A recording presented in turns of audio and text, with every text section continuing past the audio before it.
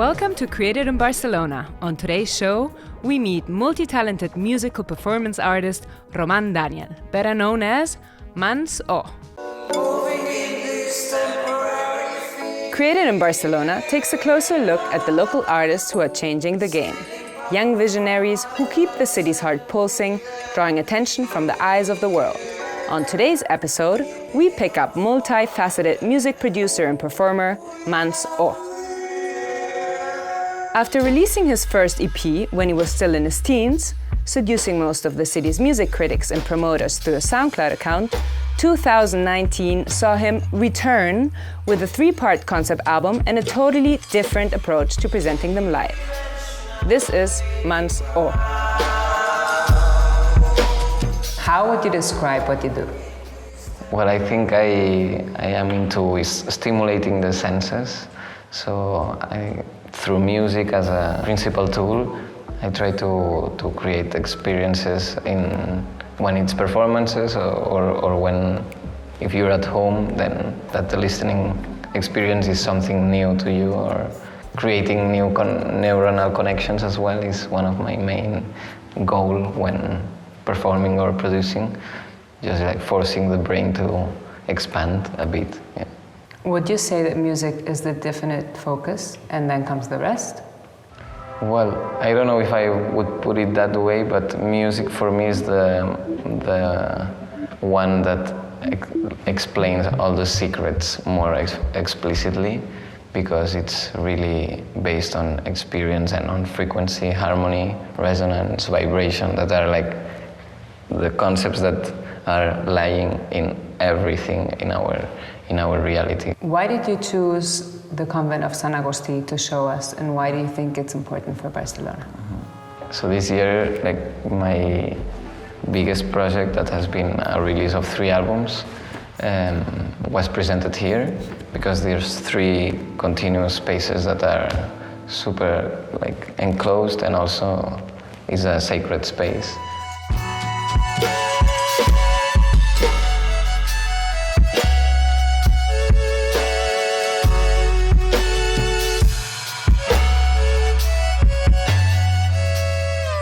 What is so special about this restaurant? So this place is where I came every day after contact jam sessions, contact improvisation dance, and it's the perfect nourishment place in Barcelona, because it uses macrobiotic system, and they have their own organic garden. Body is the only tool that we have to explore or to express, and the food is the only thing that we can really control, but it's still an ongoing learning process. Welcome to our studio, Roman. Thank you. How about we start from the beginning? Who introduced you to the world of art? Well, that's a difficult question, because I think you always are totally like exposed to art. But I guess, my senses just ask for it, and maybe the first step was drawing.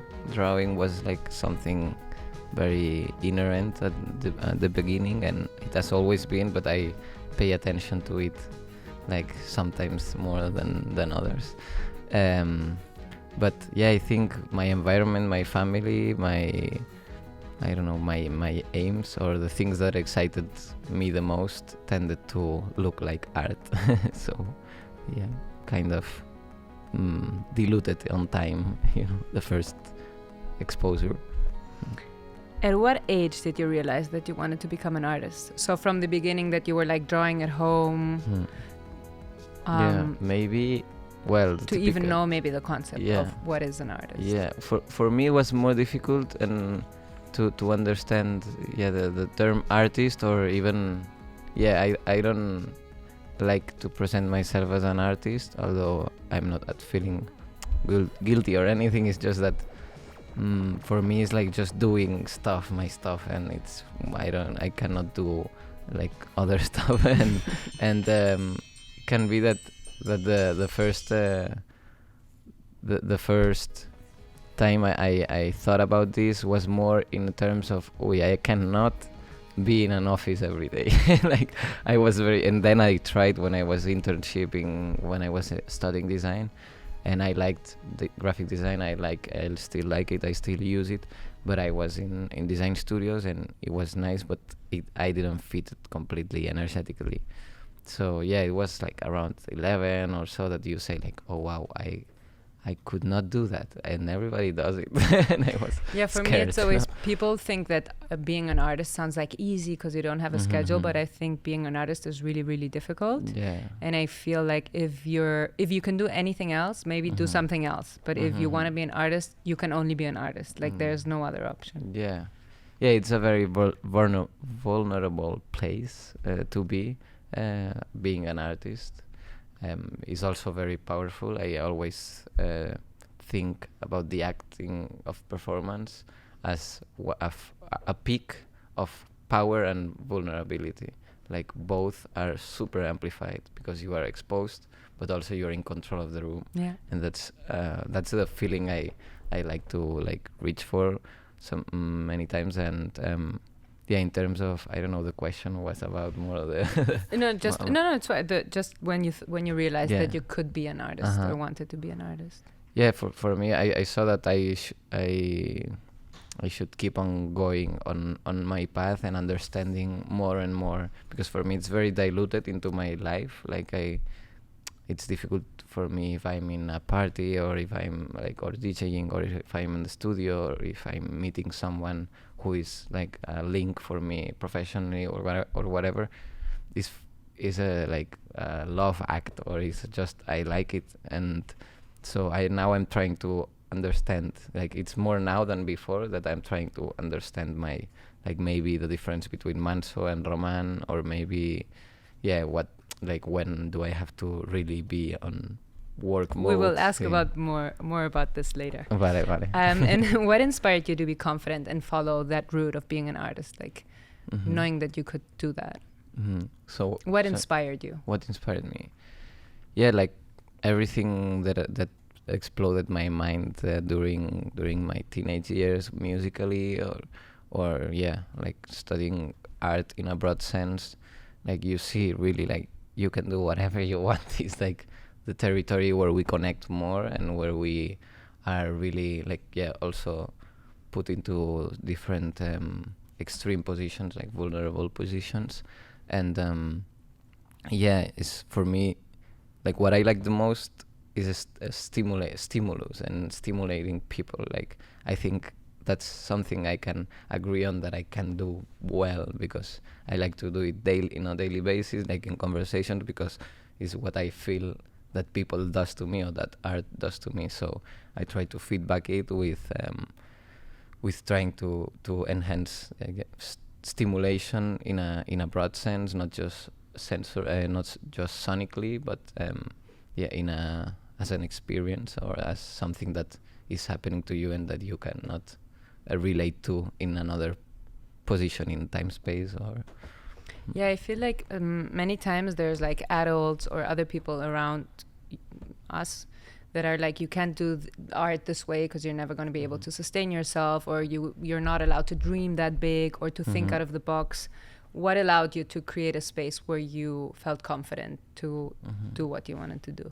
Well, being a bit stubborn, basically, because I know my parents, for example, love me very much and always cared about me, and I feel super privileged. I think I'm in a position of a lot of privilege, but also there is always been this thing when I was dancing a lot, and I wasn't getting many good grades or whatever, because school is boring. And I was dancing a lot, and they were like, "Oh, you have to stop dancing because you have to have good grades." And I was like, okay, I'm gonna have good grades and I'm not gonna stop dancing. And so I've been keeping on doing this, not just with my parents but with myself or with my environment, and also seeing that is like the most necessary thing is to try this stuff, so people around you is inspired. And I could do it because I've been inspired to do so. Like I have a lot of examples and people that is not just far on the internet but also close in Barcelona, and that you know, being stubborn has been his way to create his freedom that in a sense is not much different than a regular hard job, because you have to really work hard and you have to sweat a lot, sleep less sometimes, and it's super hard because you're on your own totally, you know. You cannot be backed by, like, you are not so backed by a structure of stability that seems to be the god nowadays, when it's the most linear or monotonous way of living. Or back in 2014, when you released your first production, you immediately caught the right attention from influential journalists and music promoters, something that seems really hard to obtain as a young independent artist. Do you remember the first time that you read a positive review? Oh, that time, no, but like maybe I remember more the feeling, like something that super luckily nowadays I receive a lot, but that at that time when I released the EP and stuff, it was starting the moment when I met people that was interesting to me in terms of the musical sphere they were, or people from Barcelona that I respected, and suddenly they saw me as total equal, similar, equal, and that's something I remember more. And about media and all of that, it started to happen more when I was booked for Sonar, and that was thanks to this boot label, that is a label that is no longer running, but super independent, but very respected, not just here in Barcelona, but also and in Spain, but also a bit in the UK and Europe. And because of them having my EP released, like Sonar was, oh wow, this boot has a young boy, like we want them. But I was like super innocent still, I think, and that's why this year I tried to do something that was super like cohesive with what I'm doing with what I would been doing during like this 4 days 4 years or 3 years. Do you understand why or how you were able to receive that much attention coming out so young with your first like work? Yeah, I think the answer is always love, no? I just made like the music that I made. Like I just selected the EP that I released. The first one was a selection of the tracks that were more finished or finishable, that were of what I had been exploring, and I really like just followed my intuition and didn't wanted to spank a genre that was hot or a hype. Like I like to follow hypes. I understand hypes, but it's not my place to exist. I focus on the long run and on the listening to myself and understanding my position between all the hypes. I think it's just doing what you do like with love affects other people in the same feedback loop, kind of. And do you think this kind of recognition can happen easily in Barcelona? Well, I think it's more about if you are socially involved or engaged in all the multiple circles that are kind of mixed but are concrete circles in Barcelona. And if you just support your scene and people know you, like, you're gonna get the same support. I don't think it's difficult, but then professionally we're talking about another thing, because I feel something that I feel a lot is everyone is like, wow, you're doing great, and maybe I'm like having a week that is like no money, no whatever. Like, I also think Instagram is really great for that. Everybody's like, oh, you're doing amazing, you're making so much money, and then you're like, well, that's for brands to say it. No, but it's nice because you get to share like the peaks moments or creative stuff, but sometimes there's this thing of like maybe there's a misunderstanding of your situation. Is not that you have like something. I feel like they see is everyone's or people see it like I have it like all set, and it's like, no, I'm just investing my blood in here like right now, and let's see if I can like survive, more quietly in the future, and that's the point. But yeah, there's this balance, ups and downs. Yeah. How do you think all this attention affected you when you were so young? How old were you in 2014? I 19 or 20 maybe. See, well, no, it affected me really, really nice, because the people, like, it was a very healthy communication between all the people that I was meeting, and yeah. But the thing that was that after Sonar, I did some nice shows after that, and I also had the boiler room, one of the first boiler rooms here in Barcelona, and then I was like, oh wow. And but after that, you can check that out on YouTube, by the way. Yeah, it's kind of old, but gold. Well, yeah. No, I still like it. Although I didn't know how to use the CDJ. Still, I was the only set that I did with set list that I had selected. Like normally I DJ whatever I want, but improvisation. But yeah, after that I was like, okay, Sonar Boiler Room, this sounds really nice, or whatever name or whatever festival, but that doesn't mean, the same we were talking before, that doesn't mean anything, like totally anything. Like, it's something nice to use and to keep on further with, but yeah, when I was young, it was like, what a privilege, I'm here already, like, what, how did it happen? But you understand that it doesn't mean anything, like, it's all about your efforts, and that's it. Yeah, I think sometimes people are like, what was the turning point in your career? But really, when you look back, it's many points that make you reach, the long-term goal. Yeah. I struggle to call you a musician because you do so many other things. You've been asked many times, and you always give kind of a different answer. Maybe. How would you define what you do? Yeah, like, in a broad sense, as I mentioned before, the like stimulating is my focus, and that happens through senses. But also, what I try to add, like, not only stimulating the senses and all of them at the same time, but more using the music and sonic spectrum that the ears can sense, but also the body, and then enclosing the visual as well, but as an energetic field. But what I think as well is that there's not just 5 senses. Like, thought is another sense that is also amplified sometimes or denied sometimes, and maybe more. I think there's more than we can even imagine, as in a term of senses, of antennas, of different areas of the spectrum that we can receive. And so with thought, it's something that is more mysterious, and I like to, when I create a thing that is more multi-layered or with different disciplines, like I did this year with installation and the show. I want to, like, also engage a type of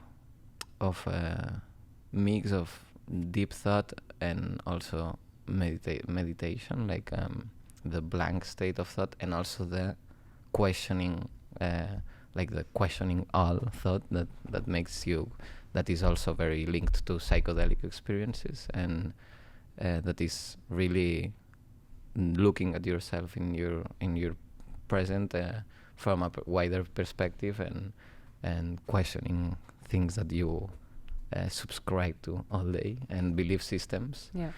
So yeah, and with the name of the tracks as well, or the concepts, for me they serve as reminders or little keys that I found for me, and that I think that I want to say more than a lot of other personal stuff, What does music mean to you? Music is like, or sound, because I don't like to really separate them. Okay.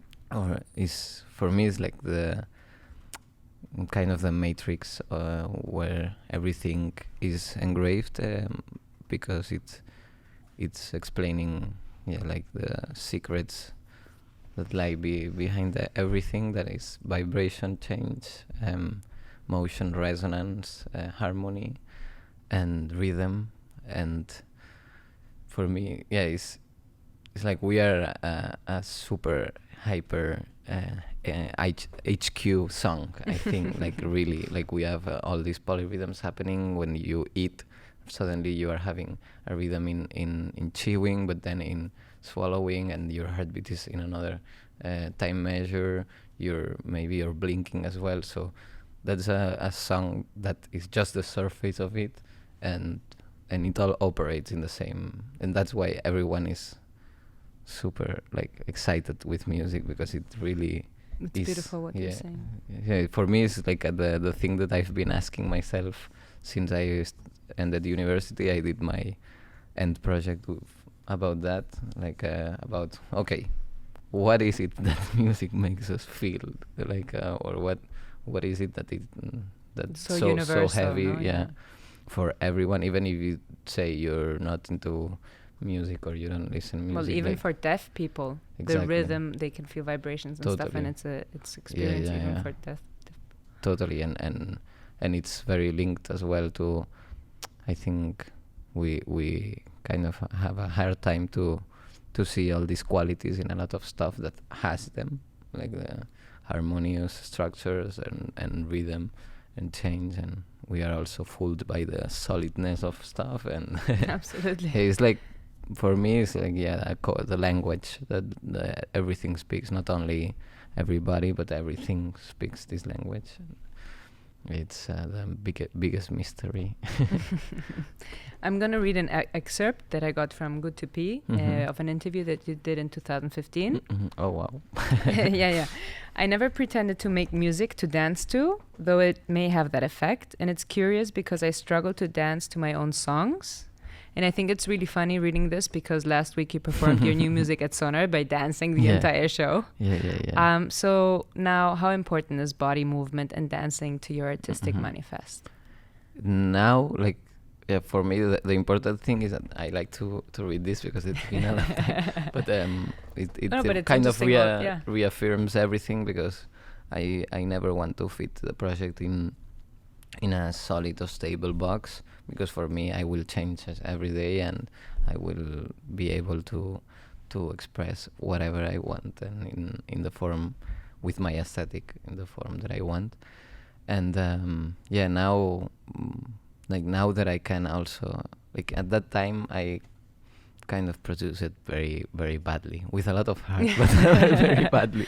No, like I think the songs are nice and I still like them, but I didn't have the technique to do a dance track, for example, that now is like what I'm doing these days. Just these days, like after the release of the albums, like because I have the control of the sound, like way more, and I can bang the speaker without breaking it, and I also DJ a lot, and I dance a lot and go into clubs. I want to. I'm very focused on suburban sounds of all the planets that are like the ones that have the strongest drive, and I like to absorb that. And like now it's been a momentum for the body involvement in the music, because I wanted to express the music through my body instead of being there in my computer or whatever. And I think. Were you collaborating with somebody on the movements or something? Well, there was Candela Capitan and Pau Arnal, like, and Tanit Covas will come. Yeah, shout out. And shout out to Tanit that couldn't come, but she will be in the team as well. Great. But it's just improvisation. We just prepare it, like, we prepared it talking. Like, they were nervous sometimes because we weren't doing many stuff, but I was like trying to understand how we could approach it in the most comfortable way and more in the most improvisational way. But for me, it's like I need to take out from my home what I have in my brain with my body, because I'm rhythm is my like in dance or in music, what I'm better is at rhythm, because it's what I've been more involved in, and with the music that I do, that it has these complex rhythms that appear very abstract sometimes for some listeners, can appear like random music or super experimental compositions, but really they are rhythms that I like to express and to make understand that is logical, and that it can happen in my body because it comes from my brain, and yeah, the best way is like I know the songs better than anyone. It's difficult also to give the dancers very strict highlights of the rhythm, but at the end, I just left it to myself so they could express, but at the end everything in the improvisation, everything like collapses perfectly. Yeah, because you were saying that you couldn't foresee that you would get in such a heightened state, and you had a lot of like muscle ache later. Still, I think. No, so I think it's very interesting, this passion that you have for improvisation and how that affects the life. Yeah. This show was about this, I think, and also like the theme is change appreciation, but and that happens in the present, like in the foremost first line of present moment, and with them I was very lucky to have them, the dancers Pau and Candela and Tanit, because they really, for them it was as fresh air for like as a project, because it was something that seemed serious, like it's Sonar is a big stage, but it was like a process that was super diluted, like, and maybe we started talking 7 months ago or so, but we did it like we still were figuring out 1 week before or the days before. We were like just understanding all the layers that were interesting to us to work upon, and I just do a little PDF of with each song's little cues or stuff, but super general, that I just give them and say, you can break it. Like you cannot do it if you want. So it's always like this tail, like snake tail loop. But it has been really nourishing for us, because if you live this in the stage, like if you're living it in this way, people is going to get it this way, and that's a key that is not very seen normally. That something that is very planned is staged to get you, impact you, but you see the people acting it are super stressed, or are like super concentrated. That is nice. Is also I am not disrespecting anything. No, of course. That is like we've seen it so much, like the hard work of months of doing the same. Okay, now do like it again. The with a lot of Beyonce people. Homecoming documentary, is like a good example. Exactly. I have to see it still. Okay. But yeah. But that's as well like super craft, like artisan work of like super professional and a lot of money. Our no, the thing is that I want to adapt as well in my situation, and I did this year like with economy. You are always like, oh, if I had more, but it's like with what I have, I can do something that is way more, and you see it in big productions, like in people wasting a lot of maybe money on clothes. If you don't have that much money, you also have to be maybe more creative, because you have to find different ways, than just going. Totally. And that has been my year, and it was super nourishing, because it prepares you from, what you can do from this ground. If you suddenly have all the budget, like you're a bit disoriented. I think this happens to many artists. Suddenly you are disoriented in having too much to spend, but still, if you want to invest. Tell me about Pumarejo's history. So Pumarejo was born, actually, like the seat of it was in London, because the ones running Pumarejo, that are Maria, Jota and Xavi, were already having like wanting to come to Barcelona and maybe do something, because they did kind of a thing as well, a little space that with friends they ran in London, and they found this place that actually has a fat architectural prize that started being like a little building with 3 blocks or something, or 3 apartments, but was like built with a studio. When the studios were a thing here, when pro studios that were super big, and so Pumarejo, the place where Pumarejo was a studio. Then like during all the years, it was something musical. It was a musical magnet, that place, that space. And before Pumarejo, there were like rehearsal rooms and a little music school, but like super quiet and low key. And suddenly, like it was for rent, and they took it and invested a bit, and it has been like 2 years of life. The amazing like merging of humans in Barcelona and all around the world have been passing by. Like even Yatus Coyote was there after partying one time, a super amazing band that was in the beginning before we opened. And the thing is that in Pumarejo you could go and say, "Hey, can I play?" And they were looking the calendar. Yeah, this is a good day for you. Like the end, if you want to put entrance, you get the money.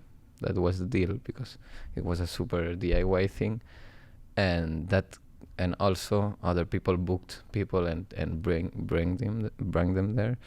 But the idea was like, it felt like a home for a lot of people, or like for the lost ones or whatever. Yeah, like community. It was super nice because you could go there, and even like if there was no concert, you felt that you could jam or be.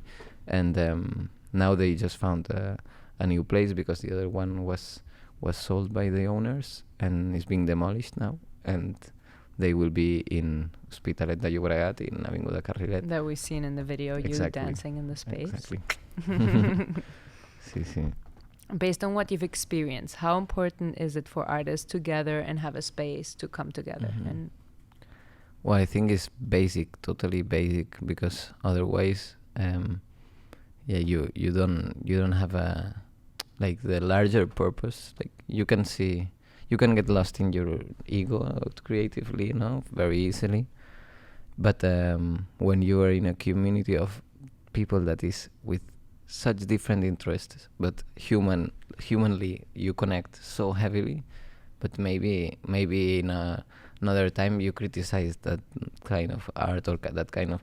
But when you have this sense of community and the personal ties you to it, and you get sensitive about, like, being respectful no matter what, and sharing unconditional love, the purpose enhances kind of more than your own purpose. You understand what we are doing in a city that is craziness, like living in a city, and you understand the importance of sharing this freedom and also reaching for more, and also getting dirty, clean a space, do like sweat a lot, not earn any money. Like that's something that money cannot buy. It's a way to, and when you have also parties with your friends, or you organize like nice events, very very delicate, and you feel these people that is making everything work, and it's just for the sake of everyone being comfortable, dancing, enjoying, sharing, discovering, and you make that everyone gets sensitive about this, and everyone is understanding that you don't go to a club that is a business and do whatever and piss on the bar or throw the can, or like if you create a community, an artistic community, you make everyone notice how hard it is to fight. I don't like the word, but you understand, to go against these dynamics that are the common ground, and also understand the privilege of having a space, a human space or physical space to discover creativity that is super nourishing, or to discover new people that is respectful. So it's a big privilege and a big necessity nowadays. So the more places and communities, the better. The better to create one big community that is diverse. That's a beautiful way to end our interview today. Super. Thank you so much for joining me in the Thank you, studio, Maika. Manso. Pleasure. It's quite a privilege to have such a young artist over for a chat. And it's even more of a privilege to have a space for him to perform. Live from Abaixados Deu, here is MANS.